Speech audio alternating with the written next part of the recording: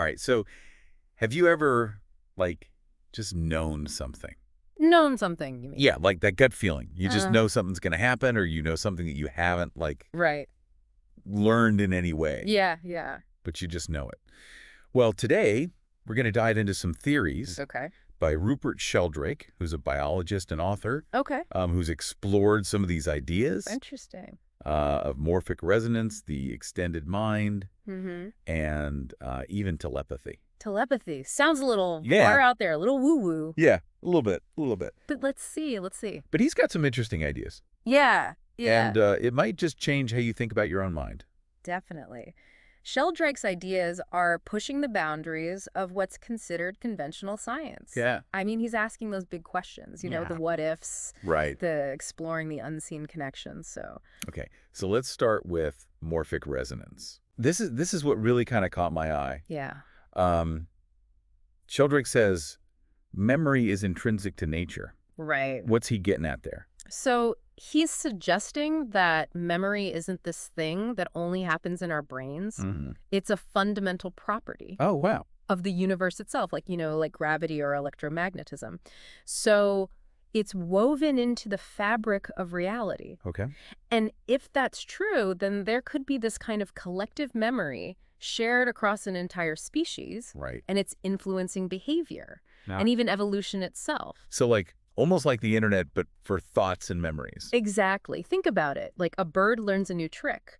Sheldrake suggests this could make it easier Right. for other birds of the same species to learn that same trick, Great. even if they're miles apart. He even points to experiments with chicks that seem to inherit their mother's fears, Oh, wow. even when they're raised in complete isolation. That's interesting. That's really challenging how we think about information being transmitted, right? Right. Yeah. How does that happen?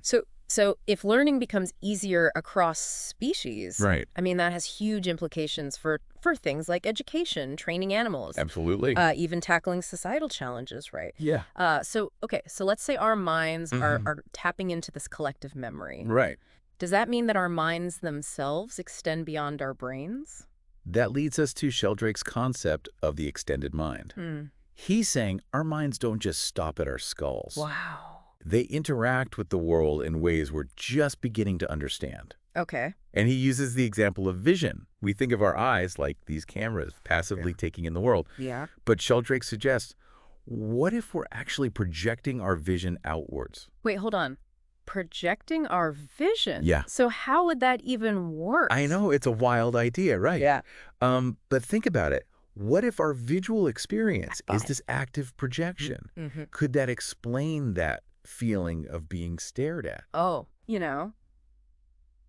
is that like a subtle interaction Right. between our projected vision and someone else's awareness? It really challenges how we think about perception, how it works.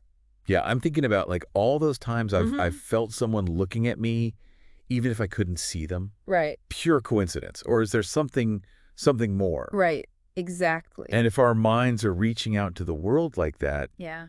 is it so far-fetched to think about telepathy?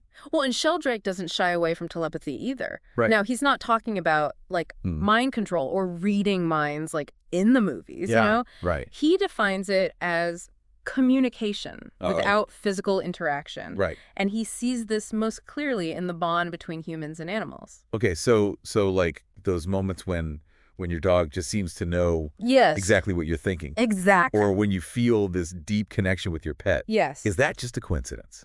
Well, he argues those shouldn't be dismissed as coincidence. There's a genuine phenomenon there to be investigated. Right. He acknowledges the need for good scientific research. Of course, of course. Anecdotes are great, they're intriguing, Right. but it's not enough to convince the scientific community. Right. He needs some hard data to Exactly. back up these claims.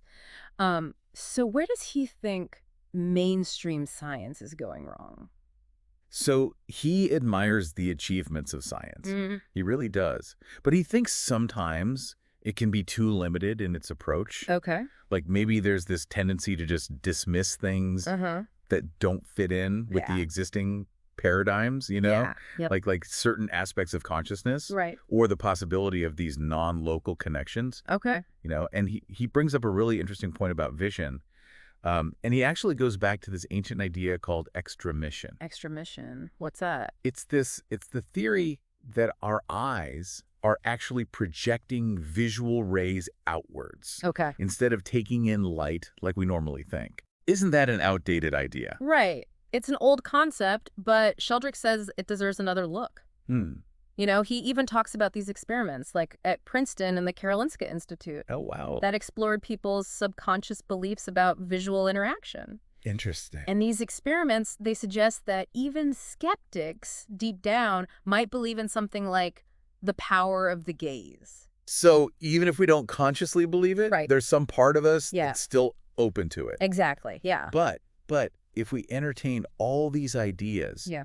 morphic resonance, the extended mind, even telepathy, Yeah. how does that change how we understand ourselves and our place in the world? Well, that's the big question, isn't it? Yeah. I mean, if these ideas turn out to be true, Yeah. it points to this interconnected view of life that's Yeah. just much grander than we usually imagine. It Yeah. challenges this idea that we're all just isolated minds. Right. You know, instead, we might be part of this web of connection, you know, interacting with the world and Yeah. maybe even each other Right. in ways we don't even fully understand yet. So we've gone on this deep dive into the work of Rupert Sheldrake, We have. exploring these mind-boggling concepts. Yeah. And he's asking us to reconsider some pretty fundamental I think so. assumptions about the nature of reality. Absolutely.